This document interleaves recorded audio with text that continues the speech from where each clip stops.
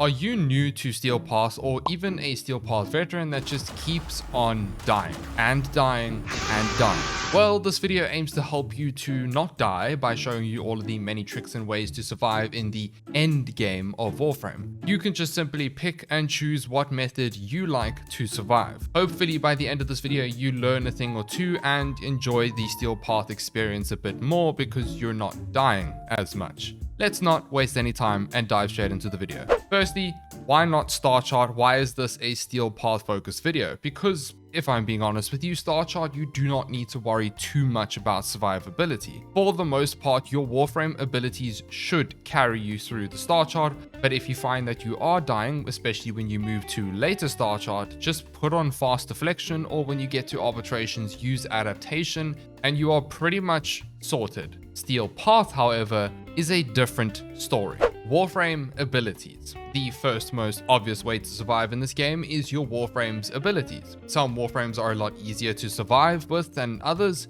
but this comes down to what their kit is and how they're designed. Revenant with Mesmer Skin, Rhino's Iron Skin, Valkyr with her passive, Zephyr with Turbulence. There are so many more, you get the idea here. Some frames are a lot easier to survive with than others, but generally speaking, as a framework, pretty much every Warframe is designed in such a way to have at least one method of survivability through their entire kit. That can be through damage reduction, shield regeneration, health regeneration, crowd control, invisibility, dodge chance, straight up invulnerability, damage redirection, and so on. I don't think I need to tell you this, but use the damn abilities that help you to survive, because it's pretty self-explanatory. For the Warframes that have such good innate survivability, then you don't really need to worry about them too much, and this video doesn't really apply to them. However, this section also ties into your Helminth abilities. You see, some frames are just naturally squishier than other frames by design. Quite often, you can just subsume a Helminth ability onto said frame and it will pretty much sort out their survivability issues entirely or just drastically help with it. There are many Helminth options that you can effectively use, so I will do a quick fire suggestions that'll, just hand them out to you. Eclipse can be used for Lunar Eclipse for the 75% damage reduction. Null Star is also another option for the damage reduction. For invisibility, Helminth's Evade is pretty much the only one here, but remember to get your headshots for this to work better. For armor stripping, Terrify is very good for armor stripping and scaring enemies away as a means to apply crowd control. Pillage is just disgusting for shield gating and stripping shields plus armor. Phantom Eyes, allowing you to slow down enemies and armor stripping them, one of my favorite armor stripping abilities in the game at the moment, as well as a subsume. And then we have one of the best subsumes for literally just ignoring damage, which is Kome's Omamori. This has to be one of the most slept on methods of surviving in Warframe. It is a very powerful ability. Then for crowd control, which is a fantastic way of surviving, although a smidge nerfed because of the Overguard rework, but still viable nonetheless. Resonator to distract enemies,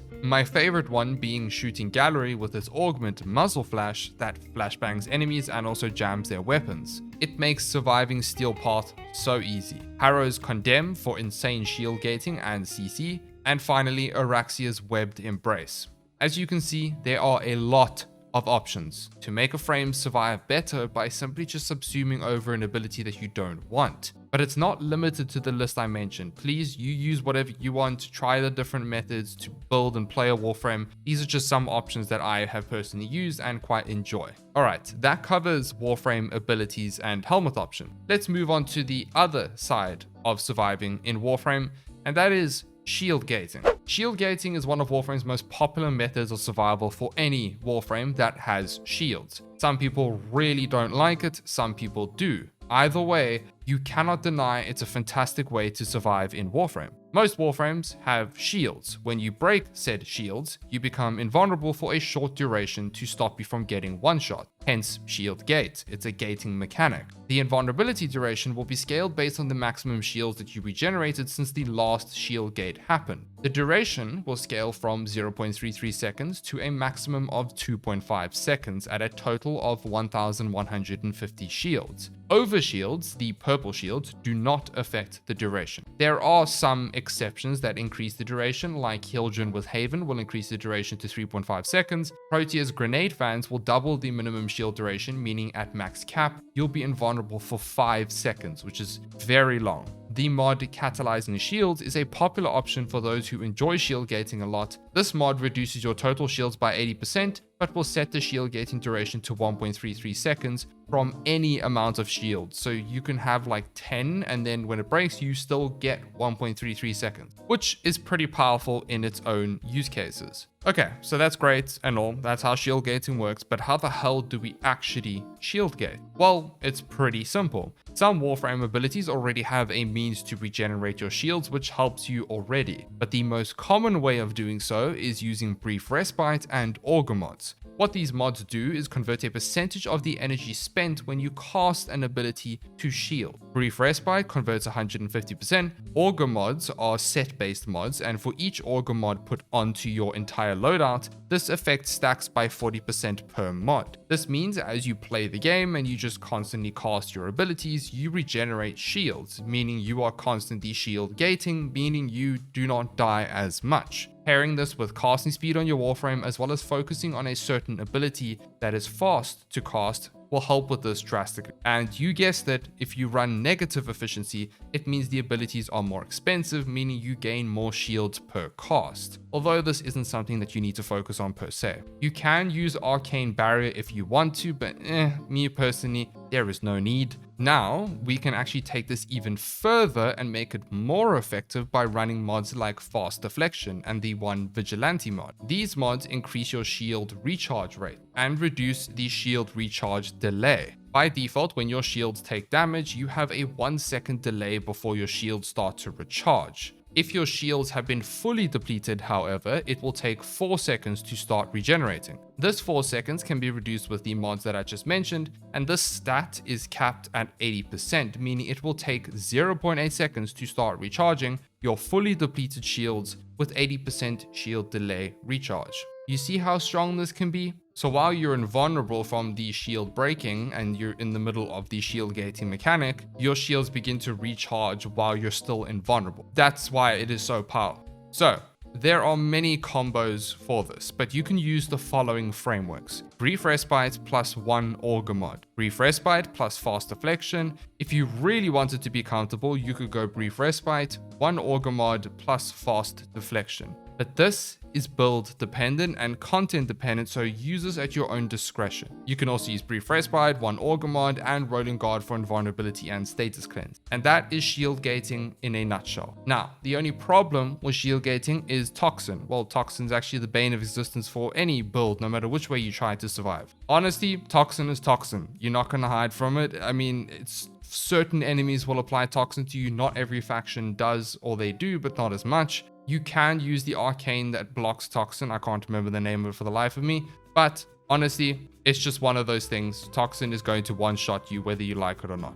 Next up, we have shield tanking. Now, shield tanking is my personal favorite way of surviving in Steelpath. This does tie into shield gating as well, but it is slightly different. Here we make use of damage reduction as the stat and the wonderful arcane Aegis. I love this arcane so much. You only need a rank 0 for this arcane to work. You can get a rank 5 if you'd like, but it still works the same. This arcane states, on shield damaged, 3% chance for plus 30% shield recharge for 12 seconds. The important thing to understand about this arcane is it's on shield damage, not damage as a whole, meaning the more instances of damage to your shields, the higher the chance of this arcane proccing. When it does proc, you have constant shield recharge that literally makes you invulnerable for 12 seconds. You cannot basically run out of your shields for 12 seconds, and if you do get hit the whole time, it just keeps regenerating and you don't break shields. The only thing that can kill you is Toxin, but oh well. So in order for this to be insanely effective and proc like 90% of the time, we need to have our shields up as much as possible. And that is where we're going to be making use of damage reduction. Warframes that innately have, let's say, 90% damage reduction and so on benefit the most from this. But adaptation can be slapped onto any Warframe, which helps us gain 90% damage reduction to said damage types that affects us. Pairing adaptation and a Warframe's damage reduction with Brief Respite and Arcane Aegis, well, congrats, your Warframe is pretty much invulnerable 99% of the time in base Steelpath. Just 3 things will sort you out for majority of your frames. If the Warframe that you are playing does not have damage reduction, through their abilities. You can subsume Nullstar or Lunar Eclipse if you'd like. Another way of increasing effectiveness is by using redirection or primed redirection to increase your maximum shields to help proc Aegis more often, or if you don't want to go that route, which I completely understand, you can use blue shards for max shields to help you. This can for the most part be put on any Warframe that has shields, and you are again sorted for survivability. Before we go further, could I ask that you hit that like button? It really helps to spread the video out to the algorithm. And if you'd like to see more of my content, hit that subscribe button and the bell to be notified as my videos go live. Let's talk about health tanking. For those of you who do not like shield gating, there is a health tanking option instead. There are actually many ways to go about doing health tanking, but here we pretty much make use of higher health, armor, and damage reduction, and so on. I will be honest, I never really use this method. I am a full-on shield tanking fanatic, but this is an option, so I might miss one or two things for those of you who regularly like to health tank. So please let me know in the comments below if I do. The framework would be as follows: using adaptation for damage reduction, health conversion for armor. Some people use triple umbral mods, which is their choice. Arcane blessing or reaper. You could also use this method to benefit from Arcane Bellicose, which gives us up to 72% ability strength. If you'd like to stack armor through Arcanes, you can use Arcane Battery or Arcane Guardian. Only use Battery though if you have lots of energy on your Warframe though. So yeah, I haven't tried this before, but I'd like to mention that you can also make use of Archon shards like your Emerald shards replenishing health if you're focusing on toxin-based weapons or frames. And technically speaking, Topaz shards give us more maximum health would be a good one, but this is reserved for blast-based builds because this will only work when the blast proc kills an enemy. And that is the framework. Health tanking is actually very good at base Steelpath and it functions perfectly fine. I have not tested health tanking when scaling to higher levels, nor could I be asked to, but it's a perfectly viable option. For example, my Lavos build looks like this, and he survives perfectly fine. Up next is companions. Now, companions in Warframe are one of the most important things to have and use throughout your entire game time. That goes without saying. Some companions are really good at keeping you alive, like the Roxakubro with the Protect mod, replenishing your shields frequently. The Vulpaphyla mod, Martyr Symbiosis, which allows us to avoid lethal damage. Worm with Negate, allowing you to ignore status effects every 5 seconds. Shade with the Ghost mod for caster base frames, keeping you invisible. Guardian for regenerating your shields by 100% when it runs out. Duplex Bond, creating copies to distract enemies. And there is also just so much more. I can go on and on. Companions are just incredibly useful in every scenario, but Primer companions are insanely underrated for surviving in Steelpath. These companions help you to do more damage with condition overload type mods, but they also apply many status effects that inherently have a way of crowd controlling enemies. Two of my favorites being the Deriga with Arc Coil, proccing all of your modded companion weapon status effects to nearby enemies, and a Hound with synergized Prospectus doing the same thing. And this leads me onto status effects. Again, status effects are also a fantastic way of surviving in Steelpath. Heat causes enemies to ignite and flail around in panic. Electricity shocks enemies and chains to nearby enemies, stunning them. Impact staggers enemies. Radiation confuses enemies. Let me show you a clip here of radiation with Deriga and Arc Coil.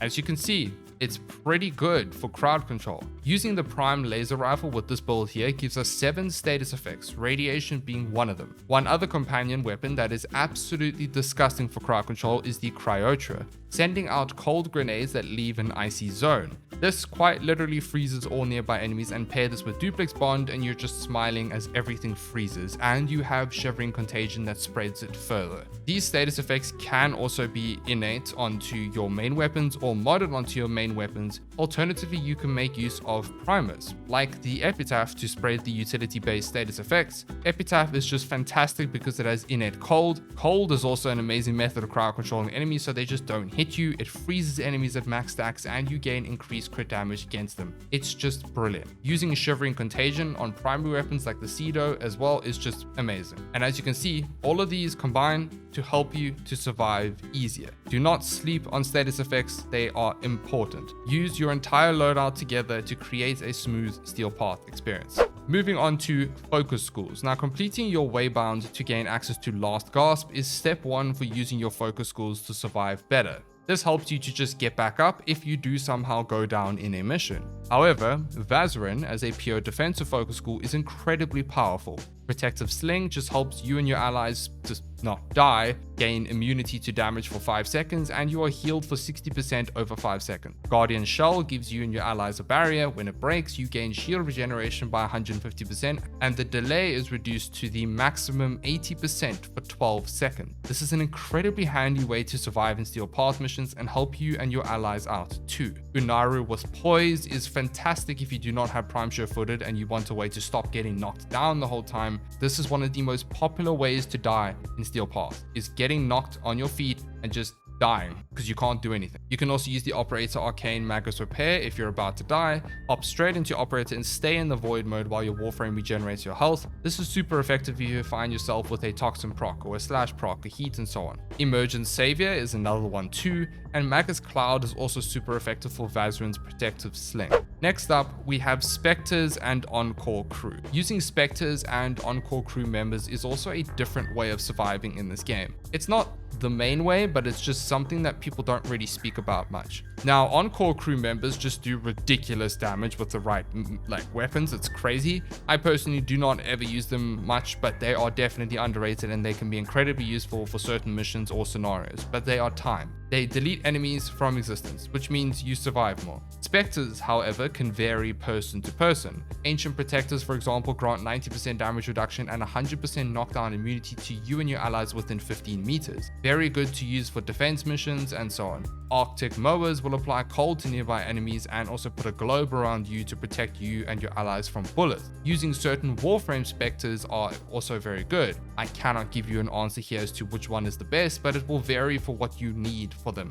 Some people like to use Nidus for his Link for more strength. Some people like to use Protea for her dispensary for infinite ammo and energy sustain. There is so much more with Specters that even I would like to do some more research on them and actually make a dedicated video to this topic because they are slept on and incredibly powerful. Now this leads me on to the honorable mentions. First up, the Rakta Dark Dagger. This melee is just a cheat code for survivability in Warframe. Its unique trait is called Mind Haze. Damage to enemies affected by radiation will leech 5% of the damage as shields. Put on a status build for radiation and electricity, and well, there we go. You just don't die. Any frame is sorted for survivability, especially frames that are generally quite squishy. It's a great option if you want a utility-based melee, and also it could be good for damage too if you build it correctly. Secondary Fortifier, the craziest pistol arcane that really helps you with survivability in Steel Path. Any secondary that deals enough damage, and if it's an AoE based weapon, even better. Most enemies in Steel Path have Overguard. Secondary Fortifier does more damage to them and steals their Overguard. This means that you have an extra layer of defense on top of health and shields,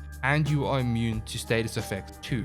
If you stick to one of the main methods of surviving with Warframes and slap on Fortifier on top of this, you're pretty much sorted. Next up is Quick Thinking. I wanted to mention this as a different method of surviving because it does work, I just don't personally use it at all. This mod drains your energy to stop lethal damage with 240% efficiency. When you drop to 2 health, it will start draining your energy instead of you dying. And for this to work effectively, you need lots and lots of energy and lots of energy sustain. It's a great oh crap mod for when you get hit with toxin damage and maul and so on.